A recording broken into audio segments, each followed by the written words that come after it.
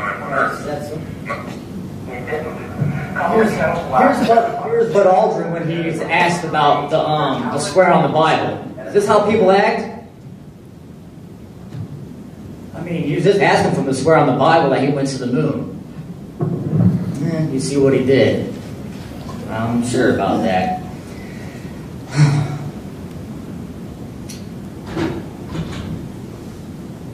We can see that their stories are all over the place. Some can always see the stars, others can't. Some can see it when the sun is out, others can't. So what is the truth? You can't find it because no one has ever went into space as we know it. That is why all their stories are different and never match up. Let's see. How about moon rocks? Surely moon rocks are proof, right? It sure is. Proof that they never went to the moon or that trees once inhabited the moon because, guess what? They're petrified wood. Here it is from space.com telling you that the moon is in the museum or just petrified wood.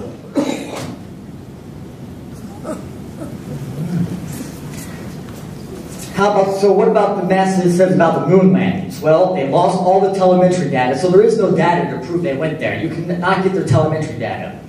They destroyed all the technology. I don't even know what that means. I mean, we got better technology than, of course, we did in the 60s. What do they mean they destroyed all the technology? And they forgot about the Van Allen belts. Those are the radiation belts that go around us. They still don't know how they got through them, but now they're having problems saying they got to figure it out. And here, don't listen to me. Here's NASA that will tell you that. In a second. The problem is we don't have the technology to do that anymore. We used to, but we destroyed that technology, and it's a painful process to build it back.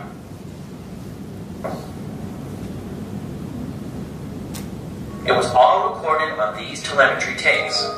So where is this hard evidence? I haven't seen anything that indicates the telemetry data is even in existence. And as I said, even if we had it, we don't have machines to play it back.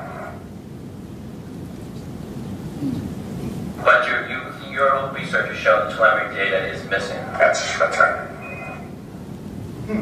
They something so important as the moon landings. They they would know where that data is, but apparently it's all gone, lost. 14,000 reels, I think. 14,000 reels that have mysteriously disappeared and nobody can find them.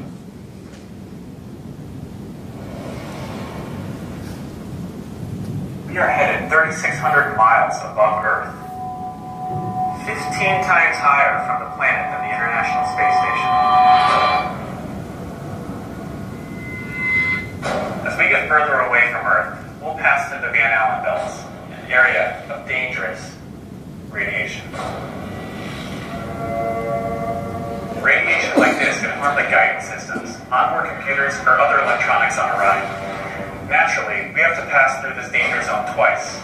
Once up, and once back. So once again, he explains how they have to, before they can go to Mars, they have to figure out how to get through the Van Allen belts. But if we already been to the moon, they should have had figured that out already, I think. I'm not sure. Okay, I could literally spend a week on presenting the case against the moon landings. That is, there is much content showing that the complete fakery of it. People have dedicated years to analyzing the photos and videos from the moon landings. As we flat Earth like say, don't believe what I tell you, go and research it yourself. Here is a person I will refer to as IPS, or Infinite Plane Society. He likes to portray other people, such as calling himself Mark Sargent, as in this video. Although his character is certainly in question, he did go to the Albuquerque Town Hall meeting and voice his opinion on the space bubbles. This is another example of how the Flat Earth movement continues to grow. You got nothing on the screen. Oh, there we go. Yeah. And that'll be followed by Donald Couchman and Eric Schultz. Welcome. Hello, the name is Mark Sargent. That's a that's going to be a tough act to follow, but I'll do my best. Okay, I just wanted to draw, council members, thank you for listening. I want to draw your all's attention to what may be an extremely egregious example of malfeasance, and just to help illustrate the gravity of the situation, imagine if the federal government gave $19.5 billion to Hollywood. I think we'd all be pretty upset by this. Well, there's a growing body of evidence that the International Space Station is not in outer space, but it's being filmed in a desalinated pool down here on Earth, and it's being falsely misrepresented. And this started with this phenomenon known as bubbles in space. If you search for it, you'll see many of these so-called spacewalks, which have been falsely misrepresented as live, as has been exposed many times on Facebook when they do their live ISS feeds. Bubbles out in space. Well, there's not supposed to be water up there. And it is known that the astronauts do train in these big underwater tanks. And so this body of evidence, and it's not just bubbles in space, there are harnesses, there are green screens, and evidence of flights that are actually on parabolic flights, not in space. And if this is true, it's a big deal, because that's a lot of money that could be used for our own infrastructure or schools or whatever. So I'm drawing the attention to it because I think it's something that deserves to be looked at. Because if it's true, these bubbles in space might represent the smoking gun in probably the biggest hoax since global warming.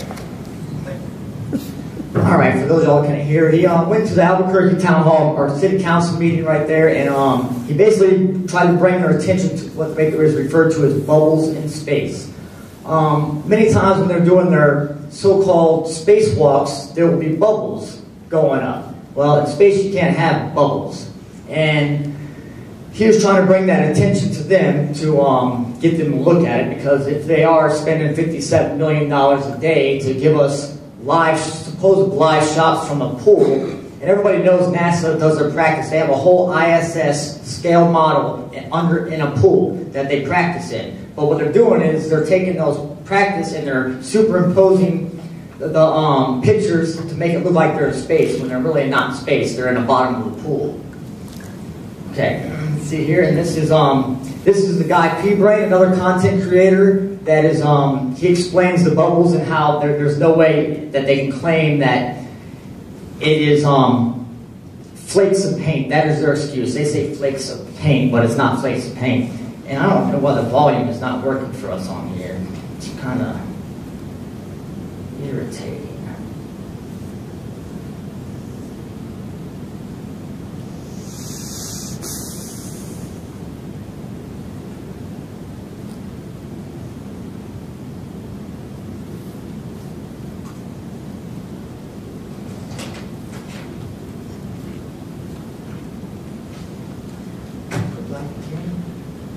So here we are, supposedly on the ISS. This is from the spacewalk. And here's what is a piece of debris, or actually we know it's probably a bubble. Now, we just made a right turn. Do you see that? And I superimposed the swimming pool, the NBL, the Neutral Buoyancy Lab, where they practice. Okay, so you can see nothing can make a turn. There has to be zero atmosphere for them to step out of a vehicle moving 17,500 miles per hour. There can be absolutely no atmosphere at all. Not even ruffle a feather or a hair on their head if they were exposed, anything exposed. So right there is busted. It cannot make a turn like that. So every object in motion that's not tethered has to travel in a straight line. Here's another bubble. This is from a long time ago. Many of you have seen this already. Now, they would claim it's a piece of ice or debris. It can't curve. It can't make turns. Objects cannot zigzag in a weightless vacuum.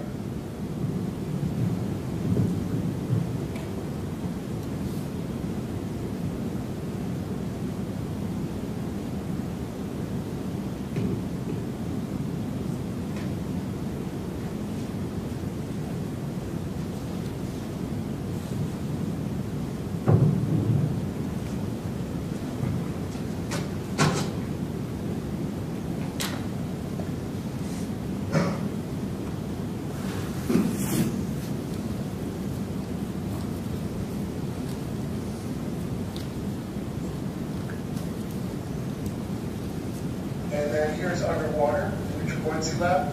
And here's what you would expect because of the currents in the pool, right? There, that just made a little left turn. Did you see that? Also, the astronaut's causing a little drag as he backs up, and that pulls the debris. There's filtration systems. That's what we're seeing in the spacewalk. Sorry. That's the way it is.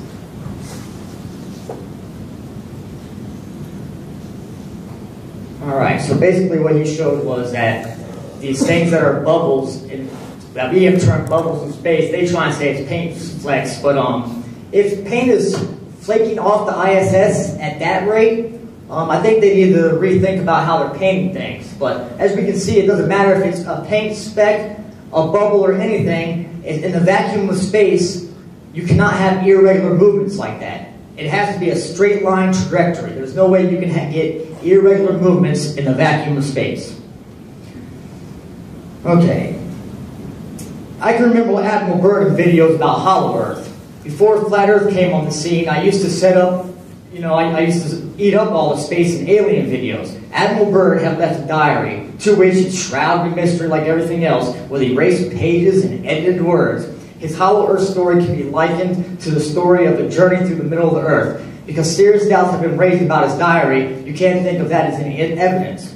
Knowing what I know now, though, I wouldn't be surprised if this was just a disinfo ploy to counter the reality of what Admiral Byrd said about the South Pole. This is the video clip that Flat Earthers are referring to when they talk about Admiral Byrd. I'm not saying it is proof of anything, but he certainly has a very weird way of saying land around the South Pole. It almost seems as if he is talking about another landmass besides Antarctica. Admiral Byrd, our guest tonight, is not only our greatest living explorer, but he's been an inspiration to countless Americans. Admiral Byrd, you've been to both the North Pole and the South Pole. Is there any unexplored land left on this Earth that might appeal to adventurous young Americans? Yes, there is. And not up around the North Pole, because it's getting crowded up there now, because they find out it's really useful. Not only to live in, but militarily. But strangely enough, there's nothing in the world today, an area as big as the United States, that's never been seen by a human being. And that's beyond the pole, on the other side of the South Pole, from Little America. And I think it's quite astonishing that there should be an area as big as that unexplored. So sometimes people take his word, I guess you can take his word for what it was.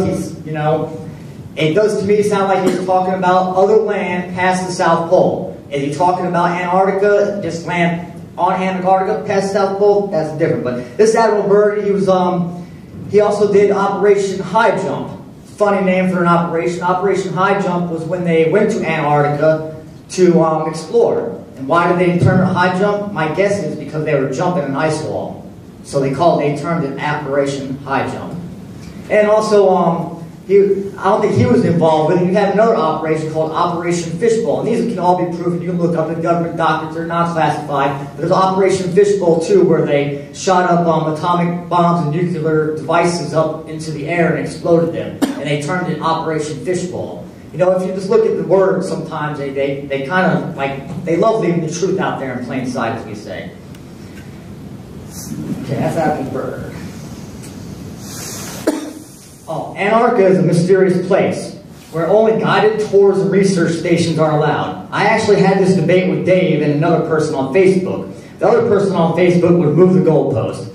They told me I could look online for these trips across Antarctica, to which I knew there was none because I had looked many times before and have seen many videos of people doing this. There are 0 trips across the continent. You can take a trip across the peninsula, but that is about it. There are no crossing Antarctica trips to be had. And if you, like him, want to infer that if you called them up, they would magically create this trip for you, I invite you to try that. You set up the trip with an estimate and get the permits working, and I will guarantee we will give the funding. And then we can put this flat earth versus globe debate to rest. Okay, this ZQ map.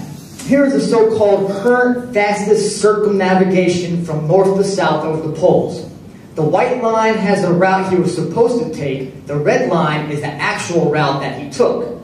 Notice that he didn't go over the South Pole. He flew in and then flew back out the same way he went in. And they want to call this circumnavigation. And if you look at every circumnavigation ever, this is about what they do right there. They fly into the South Pole and fly out exactly where they came from. And this is, you can look up on Facebook, look up ZQ Pilot. He had the Facebook page, and he was the one that did this. It had nothing to do with flat earth, it had nothing to do with anything, but they say he did the fastest navigation in I think it was a single person plane or by itself, solo. The fastest solo navigation around the earth from north to south pole. But as you see, he didn't go across the South Pole, he went in and then came back out, which is just like every other one. Okay, when you start researching, you will come across experiments like the Michelson-Morley, an infrared test that was said to have proved that the ether didn't exist. Motion has never been proven and can never be proven because there's a catch-22 attached. If you could prove Earth's motion, then relativity is proven false. If you haven't given much thought to 20th science, you may be charged to realize that because of the concept of relative motion, no one can prove the Earth moves. Kenny Ferguson, Measurement Universe, 1999. No physical experiment ever proved that the Earth actually is in motion.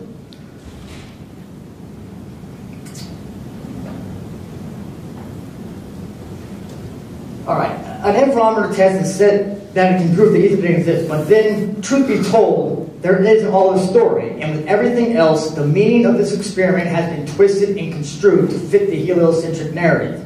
The scientific fact of the M&M data, or Michelson-Morley data, going back there, the Michelson-Morley data provided the Earth to be stationary, just as every test afterward revealed. But don't take my word on it, please. Definitely not Wikipedia's word on it, what the experiment proved. Here are quotes from the same very people that gave you the theory of relativity telling you what it proved. In an effort to explain the Michelson-Morley experiment, the thought was advanced that the Earth was stationary.